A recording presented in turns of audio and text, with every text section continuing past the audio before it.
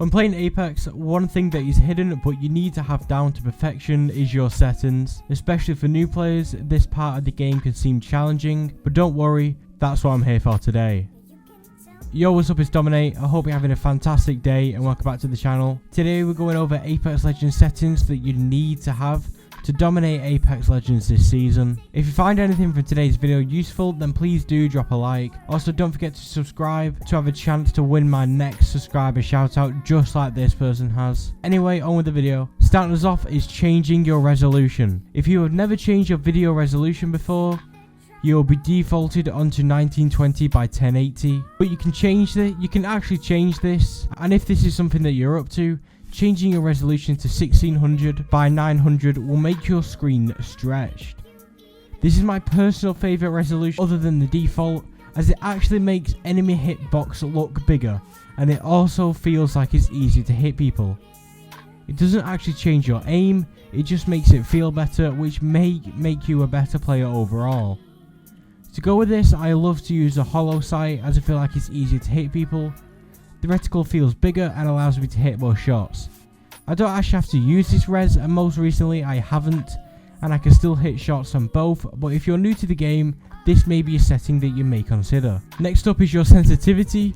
Sense is all personal preference, but in Apex it's nice to have a slower sense than the default. This allows you to make smaller micro adjustments and makes you not overshoot your shot. You need a sense which you can hit your shots with. If your sense is too high, you will be overshooting your shots, hence you need to lower it. If your sense is too slow, you will be undershooting, which means you are shooting before you get to the target, which means you need to up your sensitivity. So this takes a little bit of time, but if you keep readjusting so you don't over or undershoot, then you will be set. The best way to do this is in a real game and or the firing range. The firing range allows you to do this faster, but isn't as realistic as the real game. The bots don't allow you to get a real representation of the real game, so if you do this in the firing range, your sense still may be a little bit off. At the end of the day, practice makes perfect, so keep going at it in real games and it won't take too long. Depending on the power of your PC, having the graphics settings to a minimal will allow you to get more FPS, meaning frames per second. If you run with max settings and still get 140 FPS, then fair dues, but if your frames are a little bit slow and lowering them will get you more. The reason this works is due to the PC not needing to process as many effects and small details, hence the PC will run quicker, and a result of this is more FPS. When you lower your graphics settings, your game does become more play-doh-y, but if you can deal with this, you'll start to perform much better.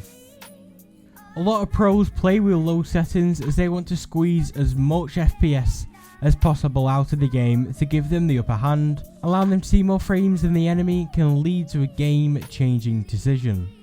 Moving on to the next setting is actually Colorblind mode.